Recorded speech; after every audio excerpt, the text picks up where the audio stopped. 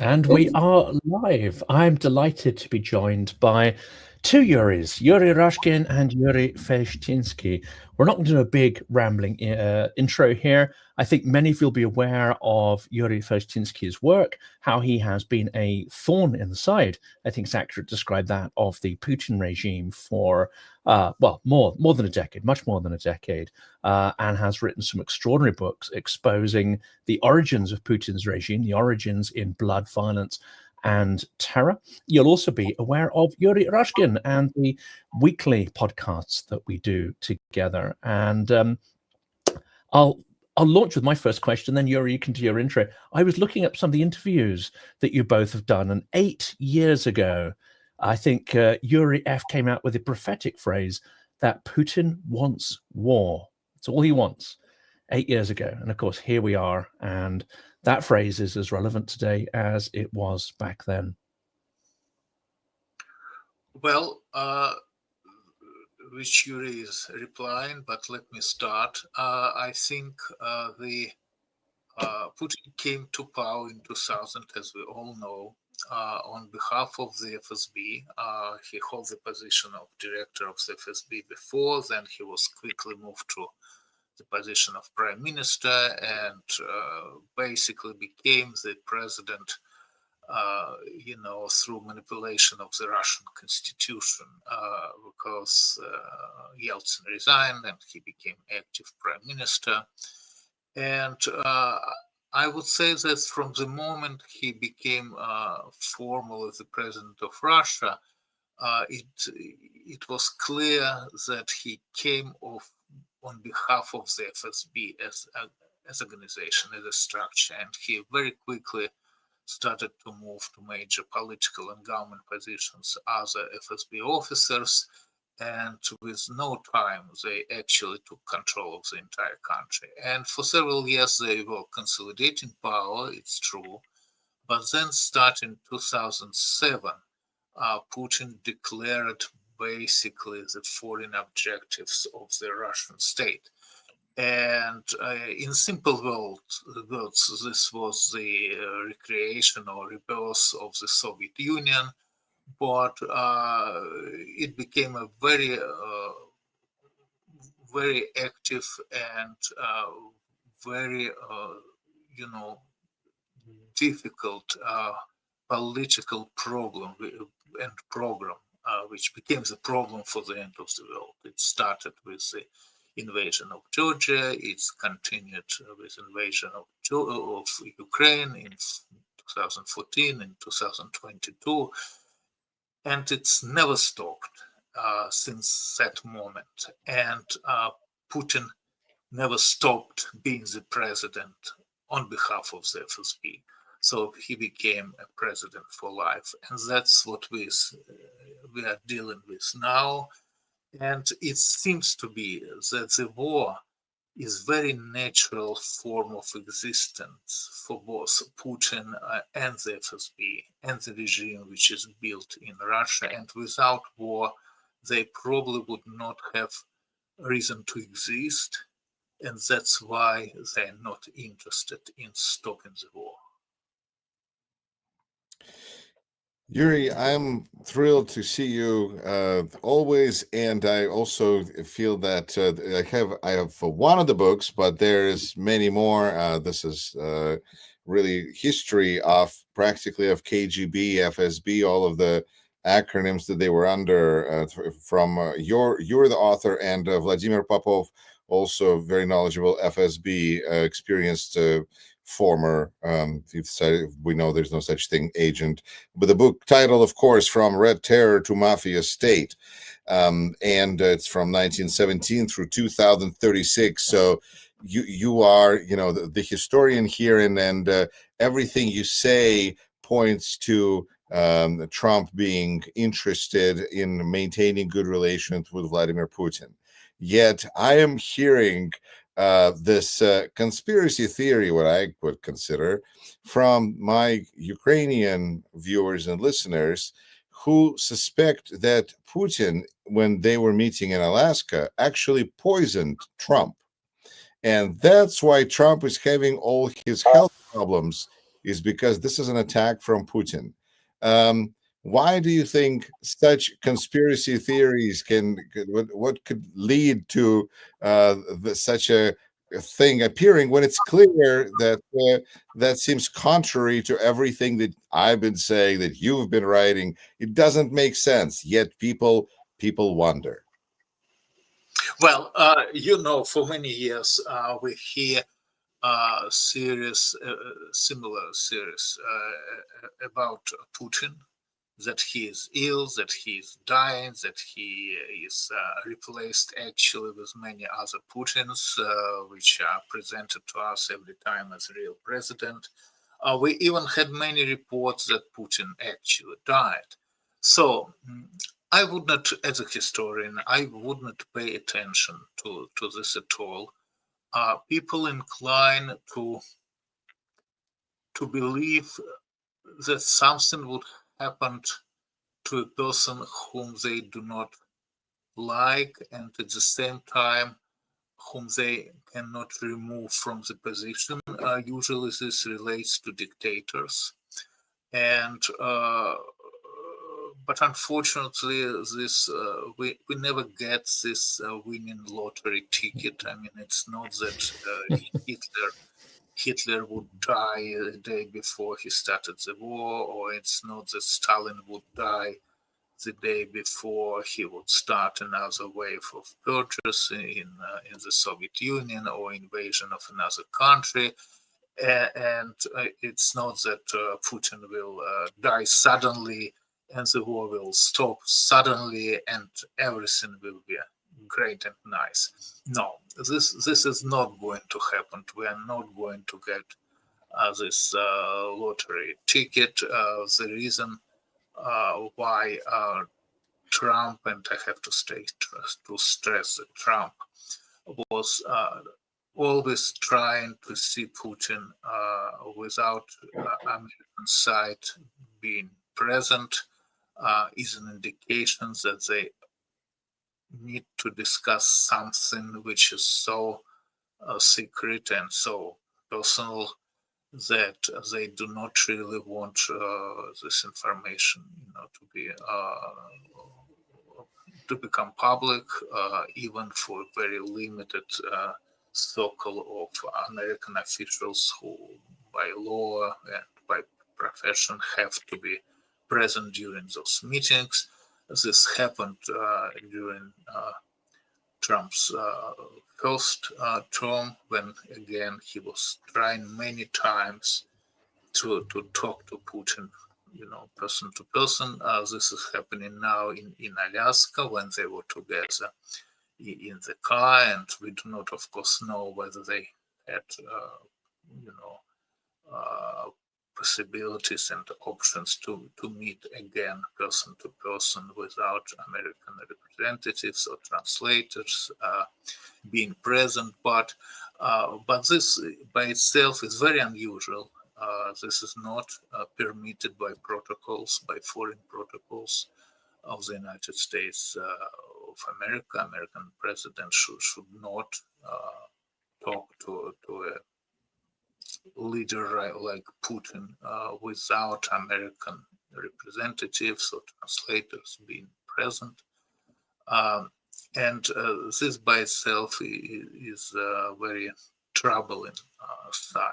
I think from an interview with which Witkoff gave to CNN, we may conclude that they actually discussed the possibility of Russian invasion of Eastern Europe, because when Witkoff mentioned guarantees which Putin was given to Ukrainians, the main guarantee, of course, was the promise, just the word of Putin, that he would not proceed further with invasion if he gets certain territories of Ukraine. And at that moment, Putin also mentions that he promises not to invade any other countries. I mean, there are not too many countries which left for him to invade. because, he already took control of Belarus, which is not a member of NATO. He basically is controlling the government of Georgia, which is not a member of NATO, and he has Russian troops in Moldova, in Transnistria. So the only countries which are left to invade are actually, in Europe, are actually countries which are members of NATO. And this is a very troubling moment, because at this moment, Trump should reply that if he invades any other country, then he will, face the military compasses from NATO. But this was not said.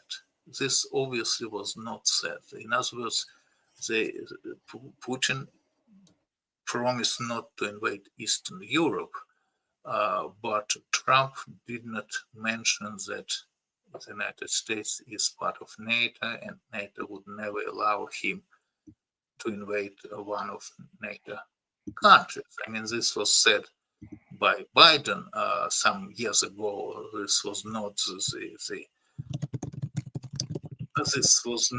a very promising statement, because Biden says that, well, we will not allow Russia to take a single inch of NATO's territories. But number one, he forgot at that moment that Finland and Sweden were not part of NATO. And number two, this was a kind of permission to continue with invasion of Ukraine. So, but at least Biden indicated that the United States will defend Europe, which those countries which are members of NATO. Trump is not doing this, and this is a very risky state. And there's so many different questions that arise from that. I guess starting with this idea of Trump's illness. I mean, Occam's razor can be applied here. He is a very elderly man who is attending meetings, many of which he barely understands the contents of when it's with European leaders. I mean, Occam's razor states that he probably was simply exhausted. That's the simplest explanation for why he would need to disappear for a few days. The slightly more conspiratorial one, and I'd love for Yuri to sort of comment whether this is in the style of the Russian intelligence services. This was quite a convenient story. We're used to him splurging, vomiting his nonsense onto social media every couple of minutes of every day of the week, and suddenly he's silent. And that just coincides with his deadlines. Is a new deadline expiring. And lo and behold, everyone forgot about that. The media barely covered the deadline whooshing past. They all focused on, is Trump dead? Are they sophisticated enough to mount such an information operation, or is the simplest explanation still the best one to go after? Well, let's start with understanding that Trump is the best American president Russia ever had in the last 25 years when Putin became president. So this is the best option for Russia. We know how Russia helped Trump to become president the first time. This assistance was crucial. I strongly believe that this was crucial for Trump, and without this assistance, he would not win. But the second time, he actually didn't need this kind of assistance. But it's not by chance Dmitry Medvedev, former president of Russia, published in Telegram a statement that indicated that they call Trump Colonel Daniil Fedorovich Trump. I mean, they actually consider him to be a Russian asset. So I doubt that Russia is interested in removing Trump from power. I would never buy it, and I would never believe in this. So we could speculate about Trump's health or about Putin's health, but Putin is the last person he wants Trump to go, because the important part is if we pay attention not to rhetoric and words, but to actions. And by the way, many people who actually support Trump or believe in Trump, every time Trump says something, unusual, calls not to pay attention to words, but to pay attention to actions. And actually, from 21st of January, when Trump became president, in the Ukrainian question, nothing changed. He stopped the assistance as soon as he became president, and that's the way it is now. He doesn't help Ukraine. He doesn't help Europe to stop the war in Europe, and he actually doesn't make Putin's life difficult. There is a lot of talking that he plans to make his life difficult because he doesn't want to stop the war in Ukraine. But nothing is done, and nothing is not going to be done. I mean, it's just people have this strange belief that, well, sooner or later Trump, would realize that Putin is lying to him, etc., and that's when he would start to make Putin's life difficult.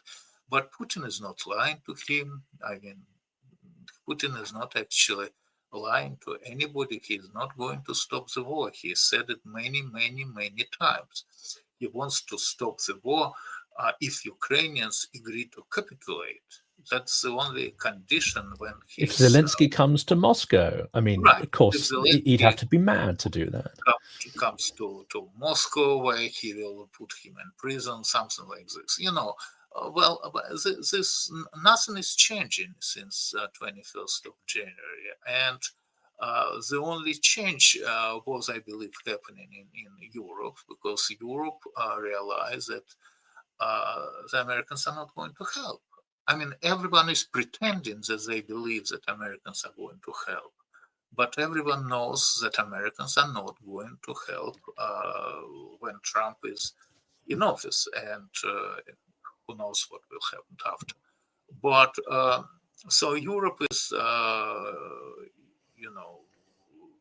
going to finance this war. Europe is going to help Ukrainians because Europe has no choice.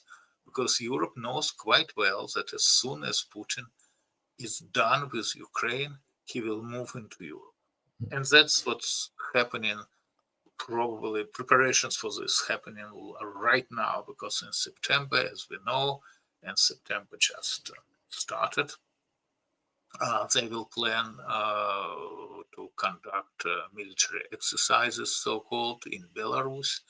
And we know that these exercises in 22 actually ended with invasion of Ukraine. So we're looking at the map every time, every day, checking whether Russian troops are there, how many Russian troops are there, and we are thinking, whether this might be preparations for invasion of Lithuania or for the second attempt to take Kiev. So we will see, of course, this. We will see what happens in September in Belarus. But September might be a very important month for the history of Europe. And this is a question to both Yuris here. I mean, obviously, the media and even analysts are endlessly distracted by Trump's statements and his phrases and whatever, and that tends to distract from the underlying actions. the actions are starting to coalesce, and the lack of action. So, as you said, Yuri, there's no tangible action or even intent on Trump's part to sanction Russia further, and that's starting to drive a wedge between Europe and the Trump regime. Apparently, there was a bit of a shouting match earlier in the week on that very topic in the so-called Paris summit, where Witkoff walked out after just a few minutes after berating European partners. But the other actions we've seen, the significant one today, is the withdrawal of long-standing military training funds for the Baltic states. Now, as a Brit, I remember very well that the Falklands War, one of the key causes of that, actually, apart from the sort of long-term resentments and issues, territorial issues, was Britain withdrew its naval forces from the area because of cost cutting. That then gave the signal that we weren't serious about defending those territories. What I fear here is this same signal of a US withdrawal from Europe is a very visible sign that this territory will not be contested, will not be defended and supported by the US. And this could be the flag that Putin is looking for. Maybe I'll jump in on this one the first, just to kind of give my take on the current context of what we're seeing. In a sense that I think we're looking at a country that lost trust. The trust we don't trust, we don't know if our president is alive. So when you lose trust on that very fundamental level, to have faith that people are going to trust in your military alliance and in your ability to back up your words with actions, when all we see is now Trump is planning on renaming Department of Defense into Department of War, which clearly will send a signal to anybody listening to this podcast, probably. And it does make me wonder about what we do with words, because Department of War, while we're discussing peacekeepers in Ukraine, knowing that those will be the people getting shot at first. So it kind of makes me wonder about that. And I feel like we are projecting weakness here from the United States point of view. This is very sad because we are leaving, while Putin, and that's something I wanted to ask Yuri about, is while Putin and Xi Jinping are discussing living to be 150 years old, again, American president has to show up to say that he is alive, and B, collect money for fundraising because he wants to get to heaven. So, I mean, which part is this? And I think that when, Jonathan, you brought up the withdrawal of funds from Baltic countries, it really makes me wonder what is the point for all these countries to pay 5% or anything, because those are the countries that are paying more and are counting on that first line of insurance against the Russian threat, and now that doesn't really work. What's the point? So I think that this is a destruction of NATO by other means, and once again just highlights need for an alliance, and that's where this coalition of 26 willing countries seems really intriguing and promising. But we'll see. Rammstein was like 54 or something, so this is a different size alliance, but maybe a better one that understands the Russian threat. So that's my take on that. Yuri. Well, again, I think from the practical point of view, there is no NATO. I think everyone knows this in Europe.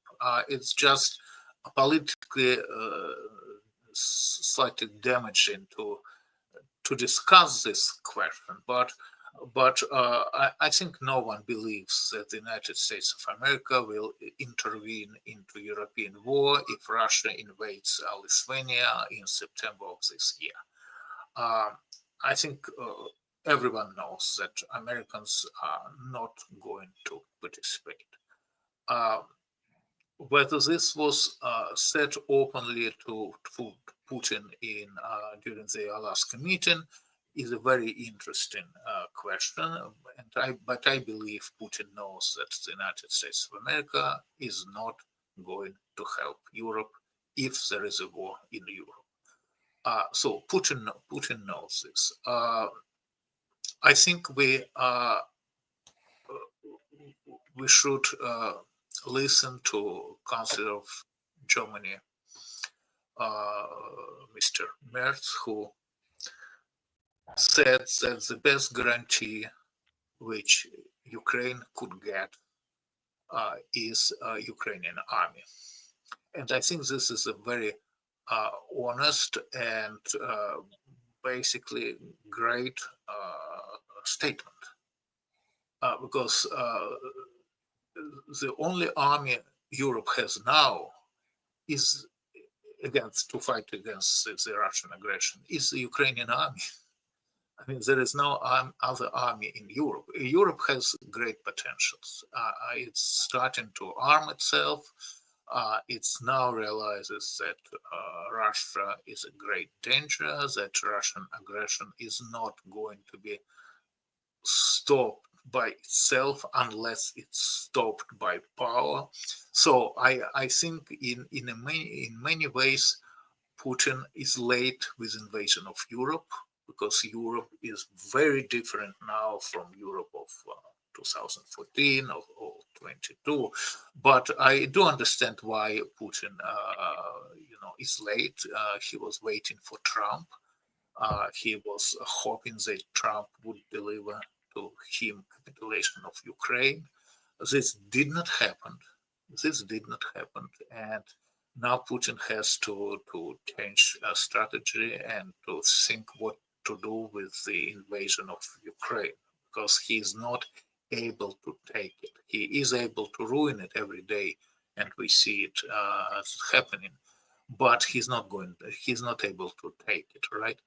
So we will see again whether he will open the second front in Europe, because for him this might be a possibility to frighten Europe and to force Europe to stop the assistance of Ukraine. And Putin sincerely believes that the reason why he is not able to take Ukraine is because Americans were helping to Ukrainians to fight, and Europeans were helping Ukrainians to fight. So he believes that without this assistance, he would be able to take Ukraine very quickly. This is not so, but Putin doesn't know this. And I think that's what we are going to see, unfortunately, that the position of Russia since 21st of January didn't change. The position of Ukraine since 21st of January did not change, because again, Ukrainians have no choice. They are not offered any form of peace. They are offered surrender, unconditional surrender, with understanding that Russia will occupy Ukraine, annex Ukraine, start to draft Ukrainians into Russian army, what is very important, because Ukrainians living in Ukraine, they have military experience now, and they were living for many years. If we start to calculate from 2014, for more than 10 years, they are living in the conditions of war. This is very important for Putin, to draft those people into the army. And then he plans, of course, to proceed with invasion of Europe. And for this, he is going to rely on the assistance of, North Korea is not very important, Iran is not very important, but China is very important. So this is going to be, from the Russian point of view, they're going to be helped by Chinese to take control of Europe, and then together with China, they finally will start the battle against the United States. This is a very, simple, logical, and great plan for Putin. So he has this program, and he understands that as long as he lives, he will deal with this, because it probably will take some time to take control of both Europe and the United States. But this is what they were planning to do. The interesting question is, of course, why Trump doesn't care. But it seems to be that he doesn't care, and it seems to be that a good half of Americans, do not care about this as well. So this new reality, which we are facing, a new situation, and we are going to deal with it, and we will win at the end. I have no doubts. The question is how much time this victory will take, and how many lives are going to be lost in the process. But coming back to the Ukrainian issue, which is very important, because it seems to be that Putin's program actually could not realize and would not be realized because of Ukraine, right? That's why it's so important for Trump to deliver Ukraine to Putin. That's why it's so important for Putin to take Ukraine. But the question is, of course, an interesting question, which no one is asking. So, all right, Trump demands that Ukraine should capitulate and to become whatever, part of Russian Federation. Great. Why? What the United States is gaining if Ukraine becomes part of Russia? I mean, why Trump is so interested in forcing Ukraine to capitulate? And this question is never asked. No, this question is never asked. So the question is why. And I think the only logical answer is, and by the way, the renaming of Department of Defense and Department of War plays into this answer, that Trump is provoking Putin to start the war in Europe. And that's why he needs Putin to get Ukraine, because without Ukraine, Putin cannot proceed in Europe. So if, in addition, unless Putin is so lost with further, moves and steps, that he will take his chance and will open the second front and will invade Lithuania this September.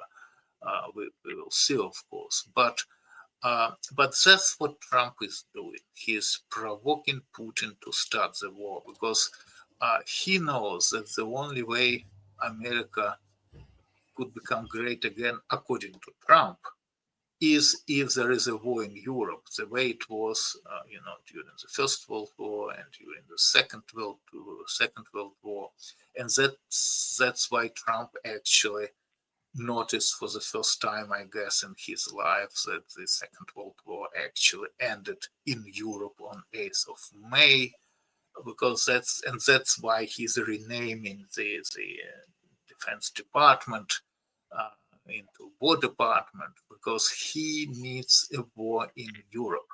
And in order to have this war in Europe, so Americans would sell weapons to Europeans for dozens of billions of dollars, and Trump but not put their troops on the line this time. Right. Well, that's the idea. Of course not. And by the way, this was said by Trump many times, that there will be no troops involved in any, future peace with Ukraine, blah, blah, blah. There will be no American troops. And by the way, even when we discuss Europeans' offer to have European troops in Ukraine, there is a very serious provision for this. It's that after the war is ended. I mean, no one is going to give Ukrainians troops, European troops, while there is a war in Ukraine. So the best guarantee Ukrainians are going to have is from its own army, as Chancellor of Germany said in Washington, D.C.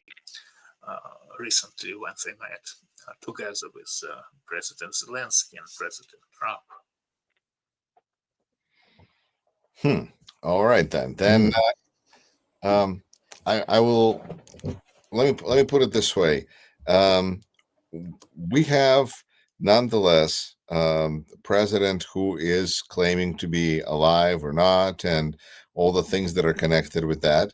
And we have Putin and Xi that are discussing living to be 150 years old. How do you actually assess Putin's ability to live to be 150 years old? Do you feel that he has the resources needed, or is this more of a still work in progress? Well, I think we have to consider the following. One of my books, which was published some years ago, in 2008, I believe, called The Corporation, Russia and KGB in the Age of President Putin.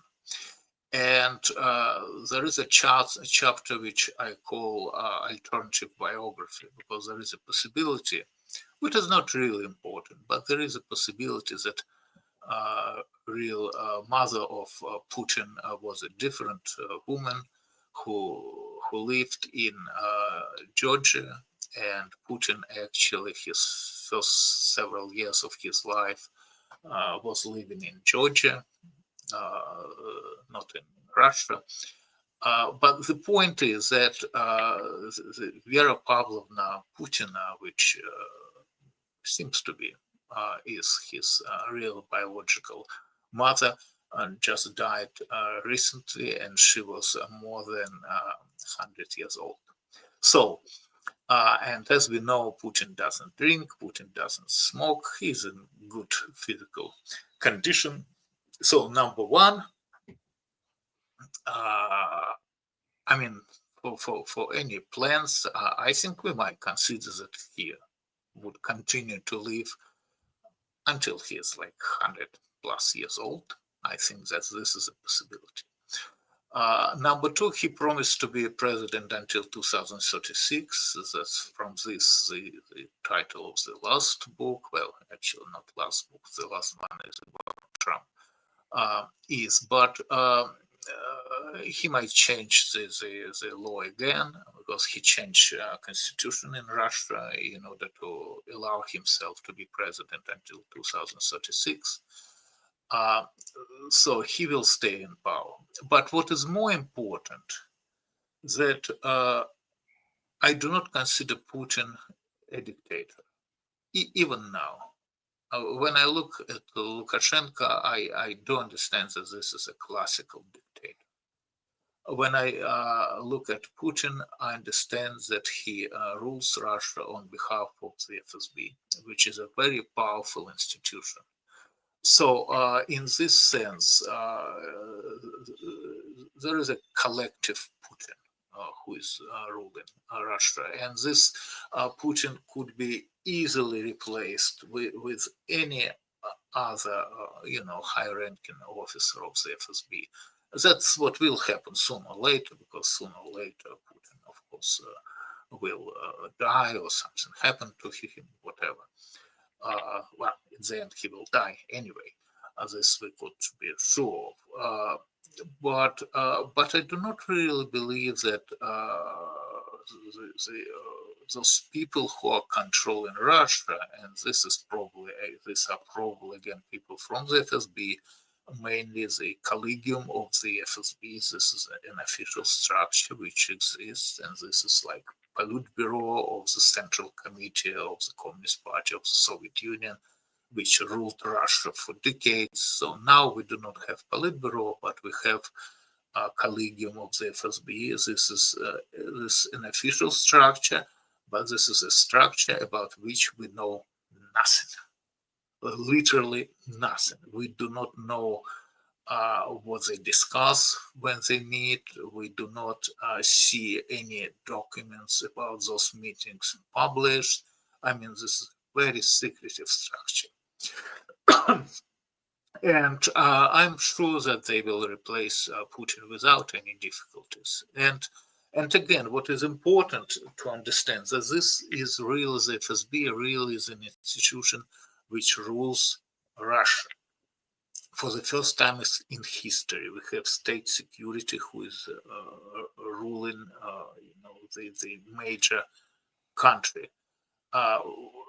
For the first time in history, we have a system when instead of a budget, which state security usually, exists in all countries, which they get from the government. And in case of KGB, this was the huge budget, and the structure was huge. But this was the budget which they received from the Communist Party, and they had political control of the Communist Party. This was terrible political party, but nevertheless, this was a certain political control. And now, instead of budget, the FSB has in their disposal the entire economy of the Russian Federation.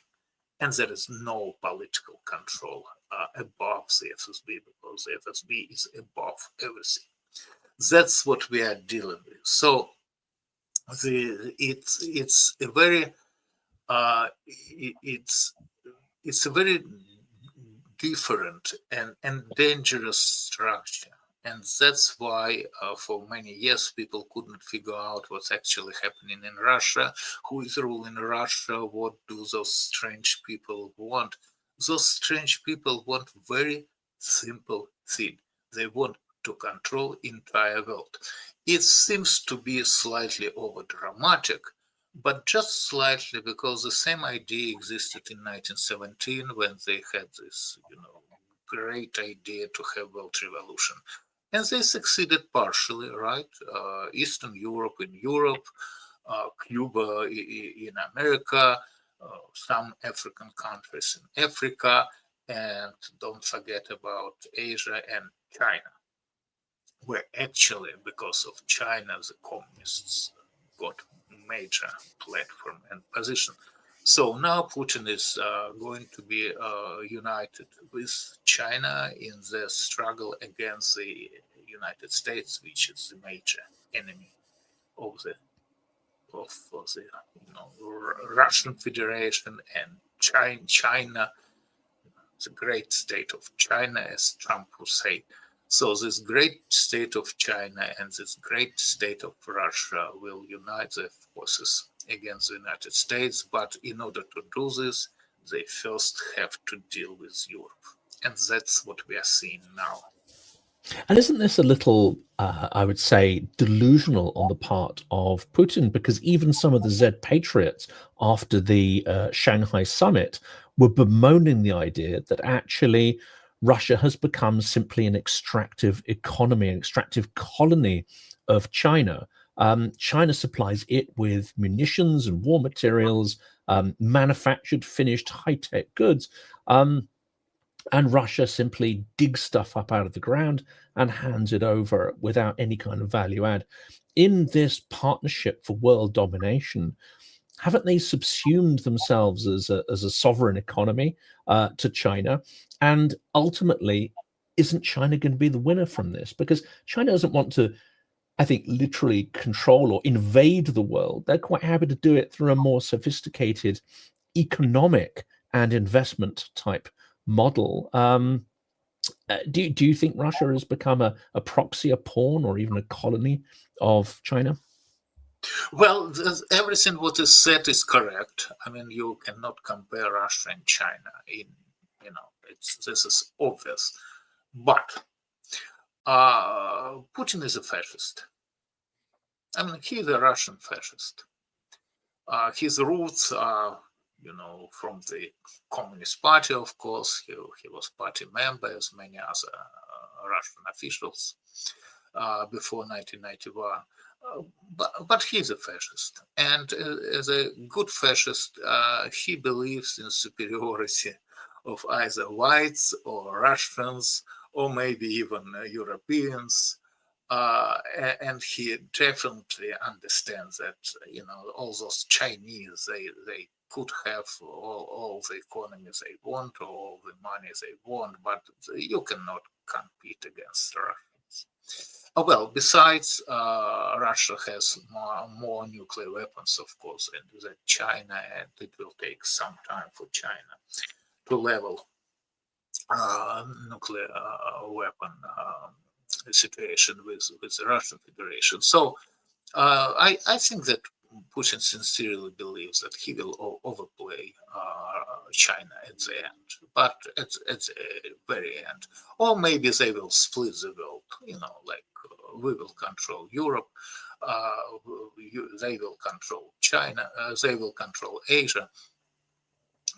So I think so far he's fine with selling to Chinese the idea of mutual fight against the United States. And I think this was sold. This was sold not even recently, but during the previous meeting of Xi and Putin, when, if you remember, he whispered something into his ear, something like, well, what we've agreed on, we will deal with it for the next 100 years, something like this. So now it's 150 years, okay, fine. So this will take them longer. But again, the idea is that they have common enemy. This enemy for Russia is obviously Europe, first of all, and then the United States, as soon as Trump is not the president.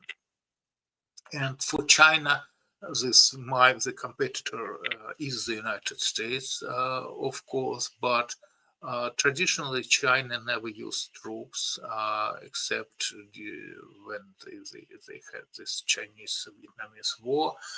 And we will see whether China will still use the economy to take control of countries and the world.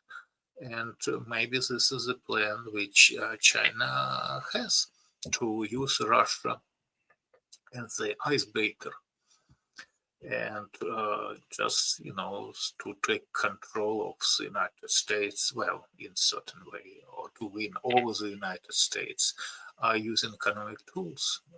This is possible.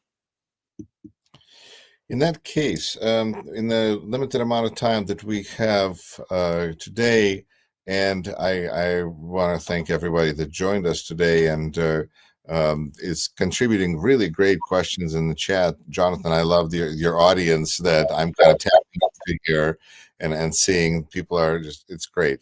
Really good to see that. Good activity in there, isn't there? It's For sure. very engaged.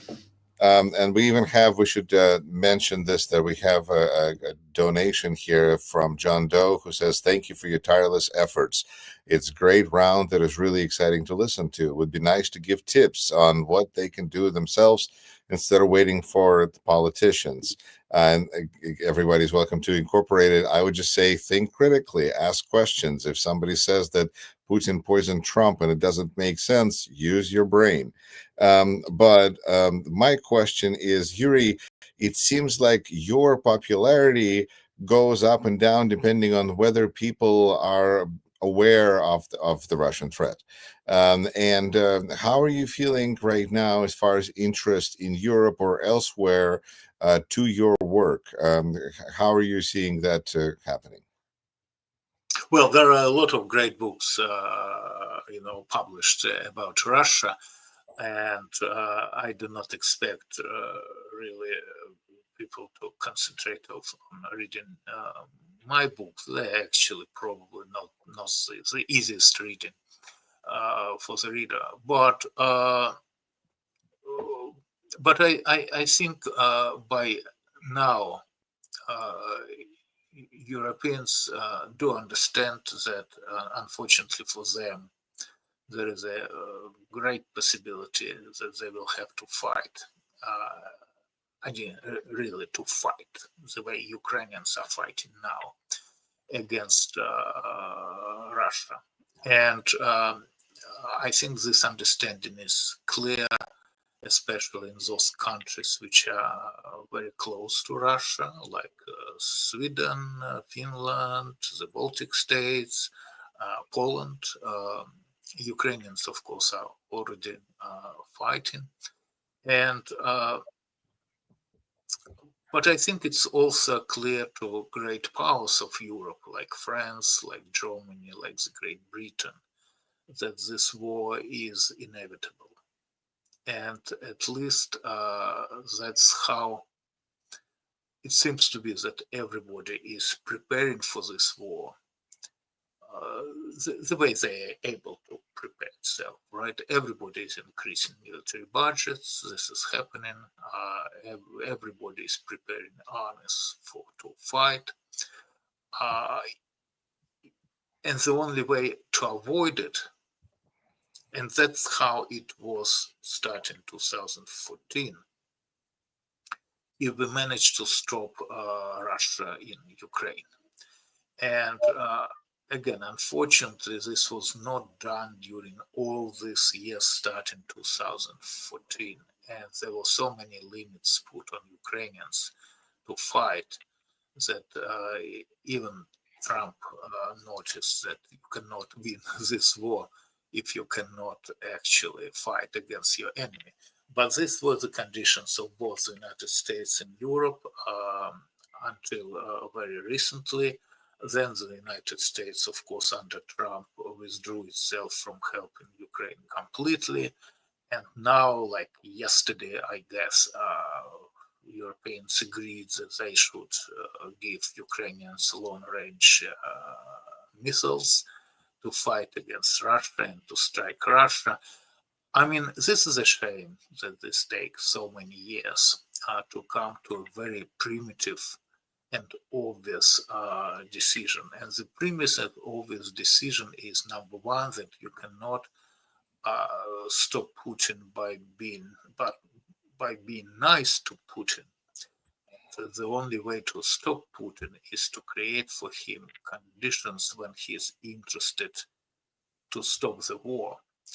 And I was mentioning this many times. I stayed for some time that I believe the easiest way to stop this war is to allow Ukrainians to strike against Moscow and to give them weapons to strike against Moscow. And it's for many people it sounds too radical or too cruel to strike against Moscow, but I have to say that, number one, Russia has no difficulties to strike against Kyiv, and they do it like literally every day.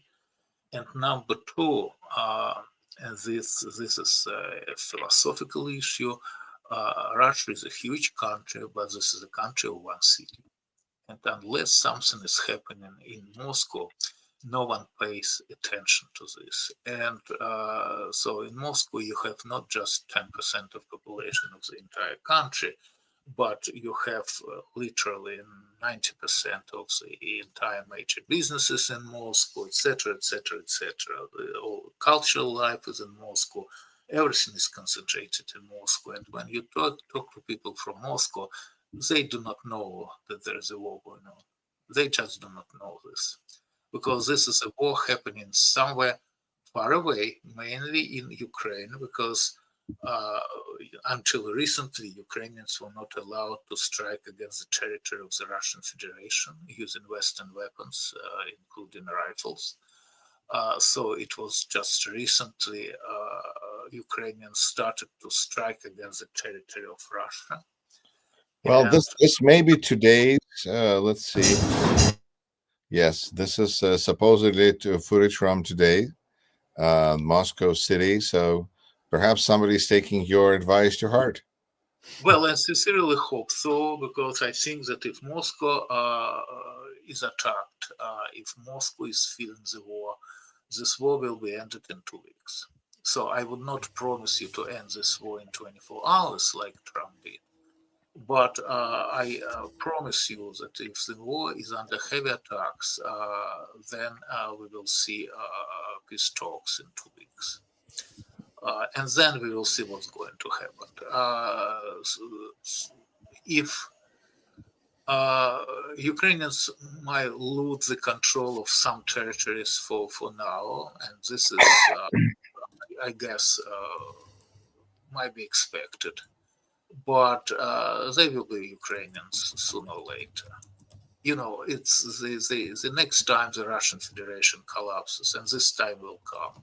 We do not know when, but it will come.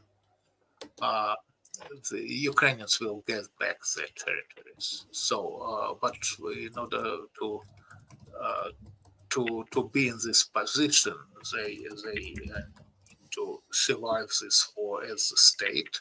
They need to survive this war as a station. They are doing actually great, despite all those troubles through which they are going, and they will get back all their territories.